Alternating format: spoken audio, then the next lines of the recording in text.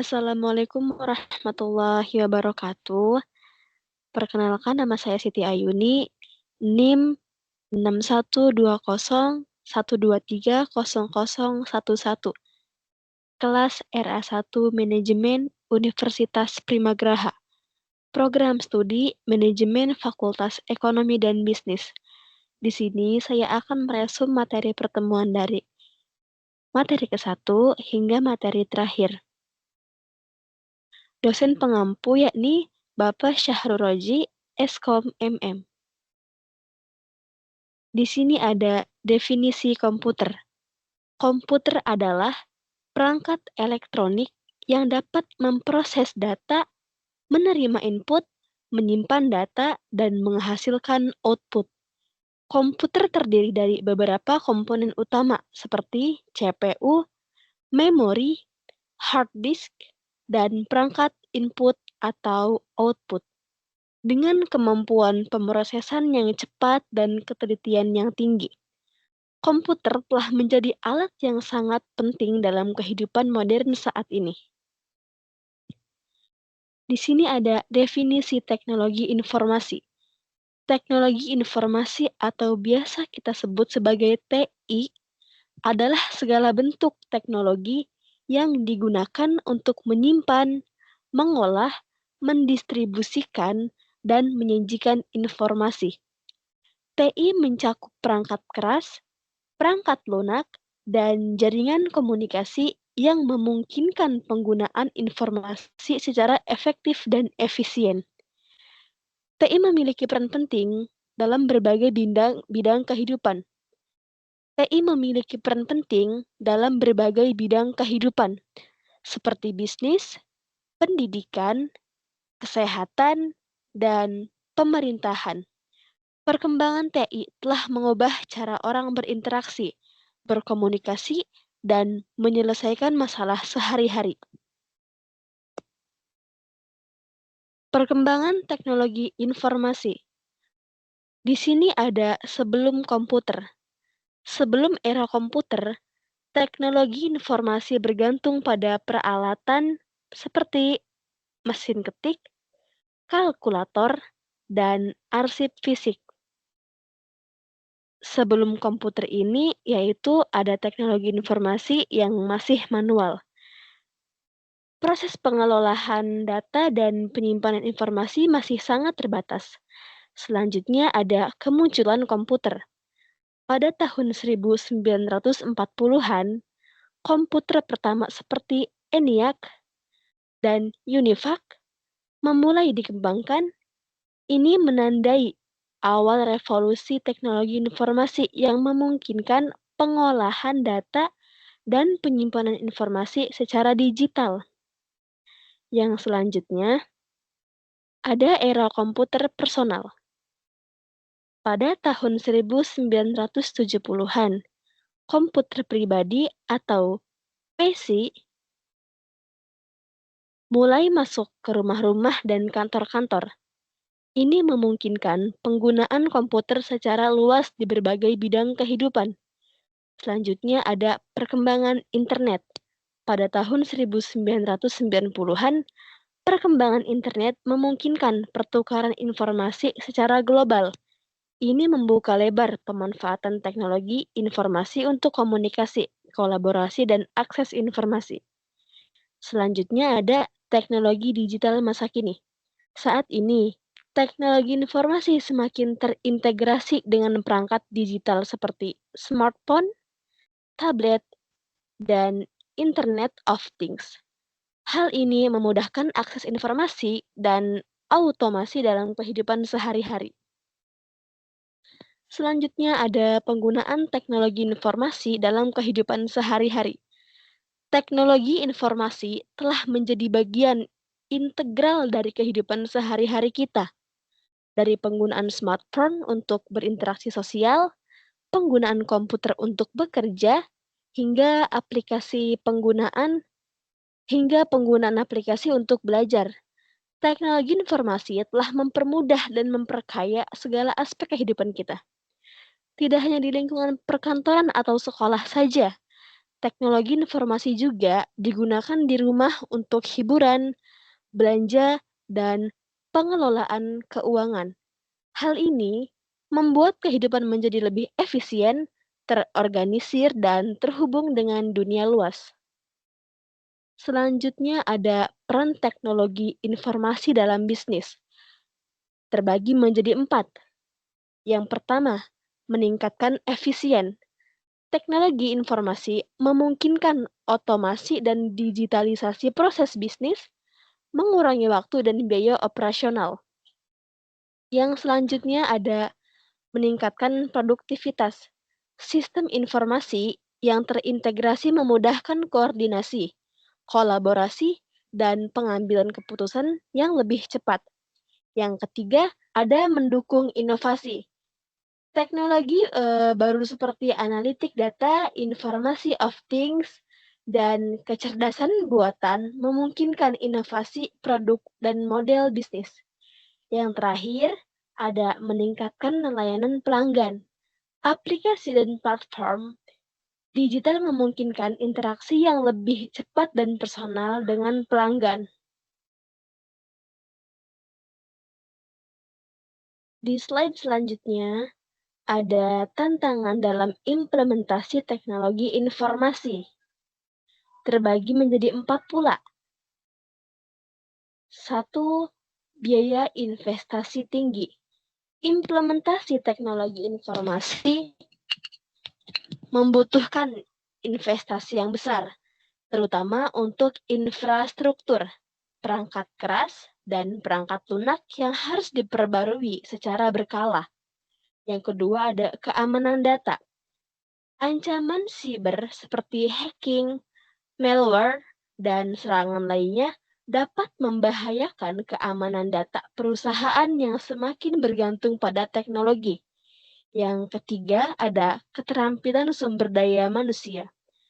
Kurangnya tenaga ahli yang memahami dan terampil dalam mengoperasikan teknologi informasi dapat menghambat implementasinya di dalam organisasi. Yang terakhir ada resistensi terhadap perubahan.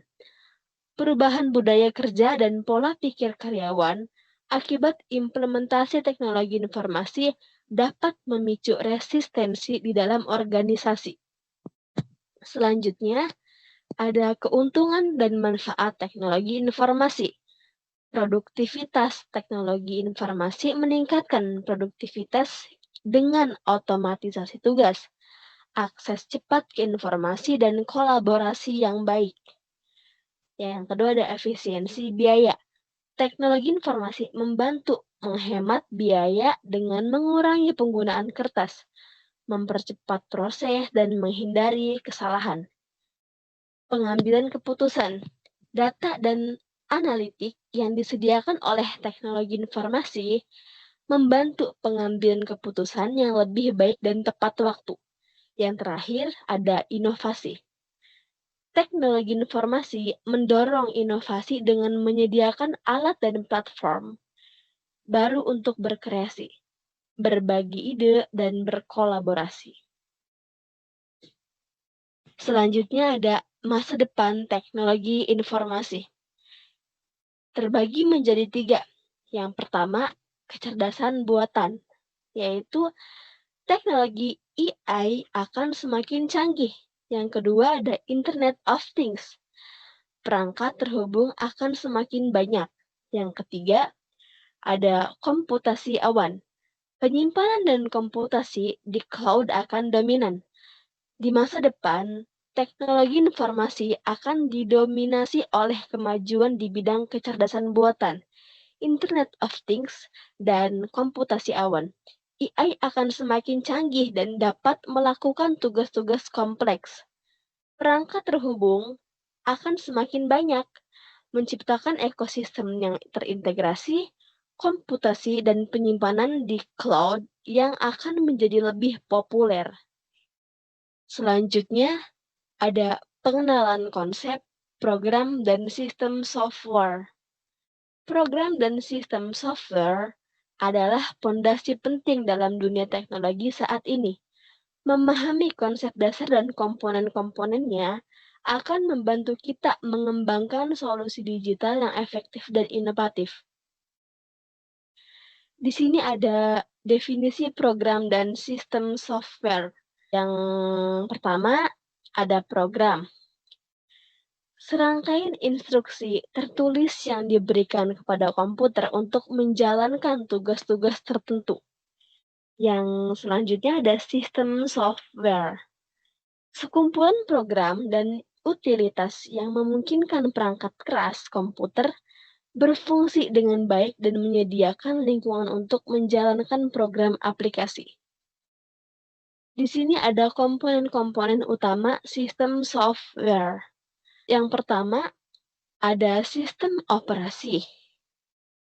Mengelola sumber daya perangkat keras dan menyediakan antarmuka untuk interaksi pengguna.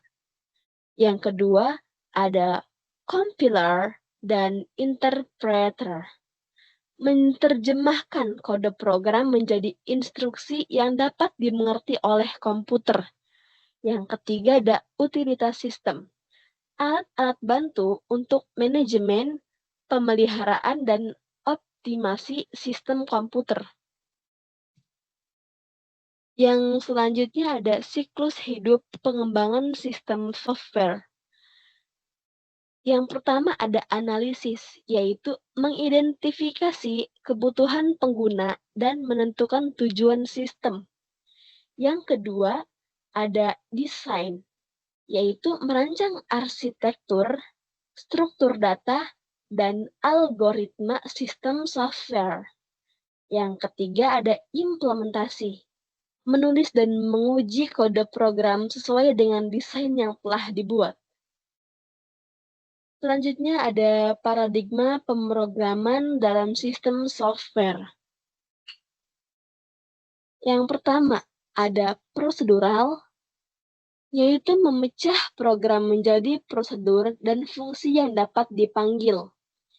Yang kedua ada berorientasi objek, berfokus pada objek yang memiliki properti dan metode yang digunakan bersama. Yang ketiga ada deklaratif, yaitu fokus pada apa yang ingin dicapai bukan bagaimana mencapainya. Yang terakhir ada fungsional, berfokus pada penggunaan fungsi murni untuk memproses data secara efisien. Selanjutnya ada arsitektur sistem software. Yang pertama ada client server. Klien meminta layanan dan server menyediakannya. Yang kedua ada microservices, yaitu sistem terdiri dari layanan-layanan kecil yang independen. Yang ketiga ada event-driven, sistem bereaksi terhadap peristiwa yang terjadi di lingkungannya. Yang terakhir ada cloud computing, yaitu sumber daya komputasi disediakan secara terpusat melalui internet. Selanjutnya ada manajemen proyek pengembangan sistem software.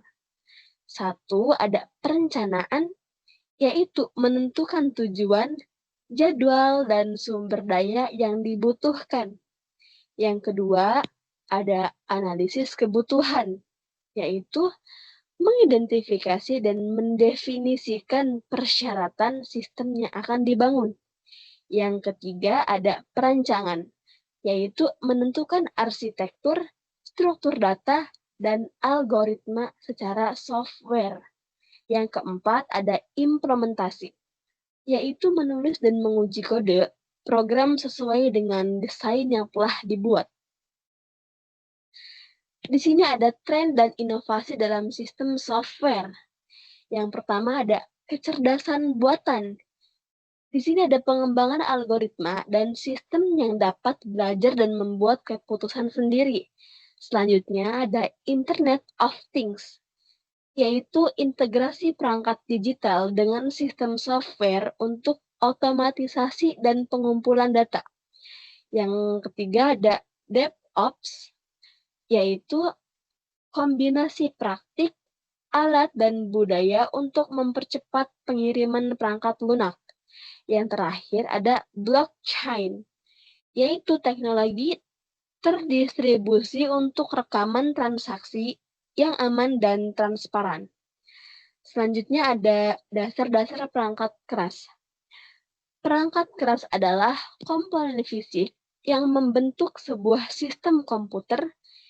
Ini termasuk komponen seperti prosesor, memori, hard disk, dan kartu grafis.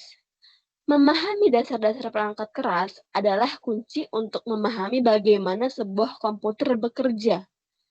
Selanjutnya ada mekanisme kerja komputer. Yang pertama, perangkat input seperti keyboard dan mouse memberikan data ke komputer. Yang kedua ada prosesor, mengolah data dan melakukan perhitungan untuk menghasilkan output. Yang ketiga ada perangkat output seperti monitor dan printer menampilkan hasil pemrosesan. Selanjutnya ada fungsi dan peranan perangkat keras. Terbagi menjadi 3, yaitu pertama ada prosesor, jantung dari sebuah komputer, bertanggung jawab untuk menjalankan instruksi dan pemrosesan data. Yang kedua ada memori, menyimpan data dan instruksi yang dibutuhkan untuk operasi komputer. Yang ketiga ada penyimpanan, menyimpan file, program, dan informasi dalam jangka panjang. Yang selanjutnya ada alat input dan output. Terbagi menjadi 4, di antaranya keyboard, mouse, monitor, dan printer.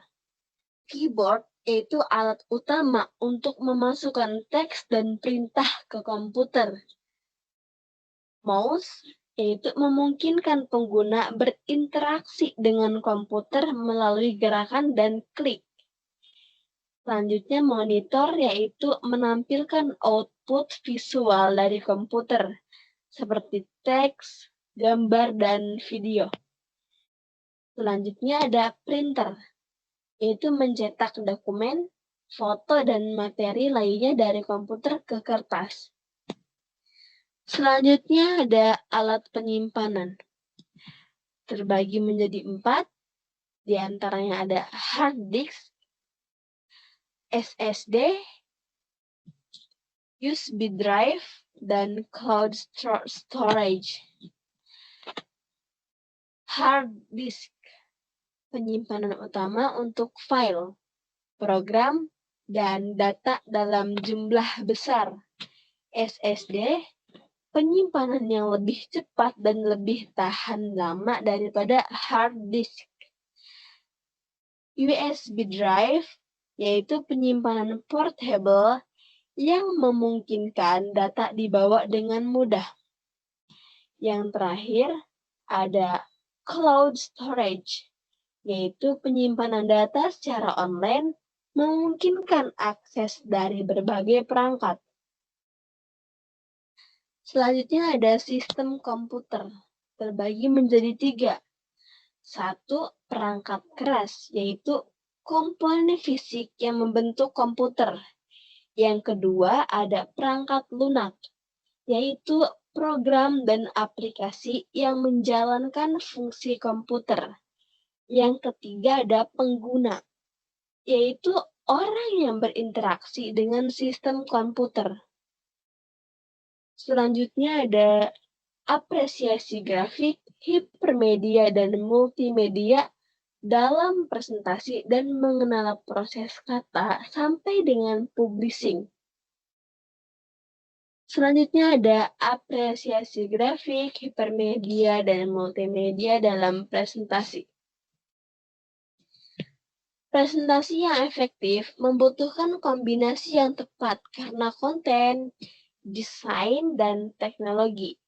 Grafik, hipermedia, dan multimedia dapat memperkaya presentasi dengan menyajikan informasi secara visual dan interaktif.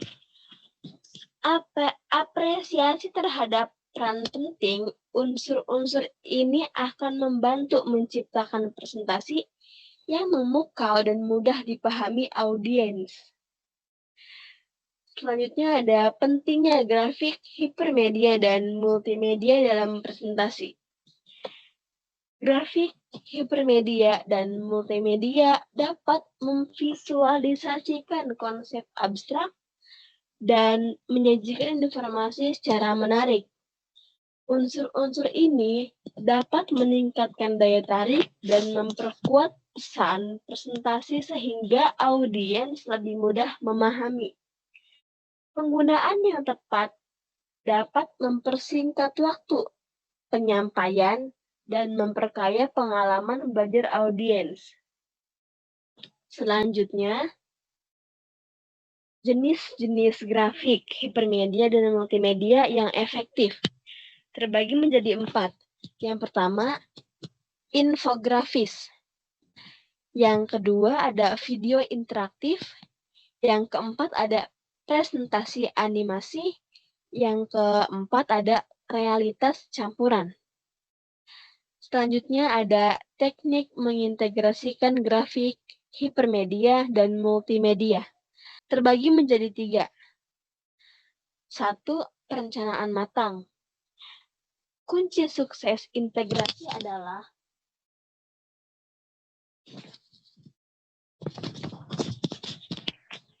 perencanaan yang matang. Tetapkan tujuan jelas, identifikasi kebutuhan audiens, dan evaluasi sumber daya yang tersedia. Yang kedua ada sinergi konten. Pastikan grafik, hipermedia, dan multimedia mendukung dan memperkuat pesan utama presentasi. Ciptakan keterkaitan yang erat antara elemen visual dan konten tekstual. Yang ketiga ada uji coba dan evaluasi. Lakukan uji coba presentasi. Yang ketiga ada uji coba dan evaluasi. Lakukan uji coba presentasi, dapat umpan balik, dan evaluasi efektivitas penggunaan unsur visual. Lakukan penyempurnaan sebelum presentasi berakhir. Selanjutnya ada memaksimalkan dampak grafik, hipermedia, dan multimedia. Penggunaan grafik, hipermedia, dan multimedia yang dapat memaksimalkan dampak presentasi secara signifikan. Unsur-unsur ini dapat memperkuat pesan, meningkatkan daya ingat audiens, dan menciptakan pengalaman belajar yang lebih menarik dan mendalam. Selanjutnya ada mengenal proses kata sampai dengan publishing. Terbagi menjadi 4. Ada penulisan konten, ada penyuntingan dan revisi dan persiapan penerbitan, serta publikasi dan distribusi. Selanjutnya ada tahapan penulisan dan penyuntingan konten. Proses penulisan konten dimulai dengan brainstorming ide, dilanjutkan dengan riset dan penyusunan kerangka. Penulis harus memastikan isi sesuai dengan tujuan dan target audiens. Kemudian, tahap penyuntingan dan revisi dilakukan untuk menyempurnakan struktur, gaya bahasa, dan kohesi konten. Selanjutnya ada strategi publikasi yang efektif. Terbagi menjadi 4. Yang pertama, identifikasi audiens. Pahami karakteristik, preferensi, dan kebutuhan target audiens agar konten dapat disajikan secara relevan dan menarik. Yang kedua ada pilih saluran tepat. Selaraskan konten dengan platform digital yang paling sering digunakan oleh audiens, seperti website, media sosial, dan aplikasi. Yang ketiga ada optimasi konten. Tingkatkan jangkauan dan keterlibatan audiens dengan mengoptimalkan judul, gambar, dan metadata sesuai tren SEO. Yang keempat ada promosi efektif. Lakukan kampanye pemasaran digital yang kreatif, konsisten, dan memanfaatkan influencer untuk menjangkau audiens yang lebih luas. Selanjutnya ada alat-alat bantu dalam proses publishing terbagi menjadi 4. 1. Pengolah kata, kedua penyunting tata letak, yang ketiga ada penyunting gambar, yang terakhir ada platform publikasi. Selanjutnya ada mengoptimalkan hasil publishing. Setelah proses publishing selesai, langkah selanjutnya adalah mengoptimalkan hasil agar dapat memberikan dampak yang maksimal. Ini meliputi pemantauan, analisis, dan penyempurnaan secara berkelanjutan. Selanjutnya, ada memahami infrastruktur data dan informasi. Infrastruktur data dan informasi adalah komponen-komponen teknis dan organisasi yang memungkinkan pengumpulan, penyimpanan, pemrosesan, pengelolaan, dan distribusi data serta informasi dalam suatu organisasi atau sistem.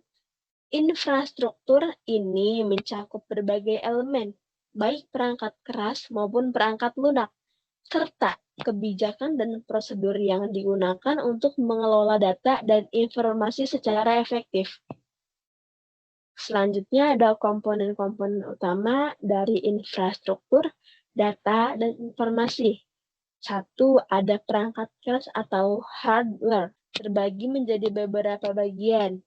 Yang pertama ada server, yang kedua ada jaringan atau networking, yang ketiga ada penyimpanan atau storage, yang keempat ada perangkat pengguna akhir atau end user devices.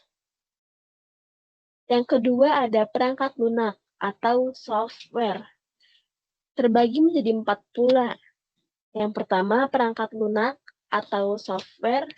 Yang kedua ada sistem operasi atau operating system.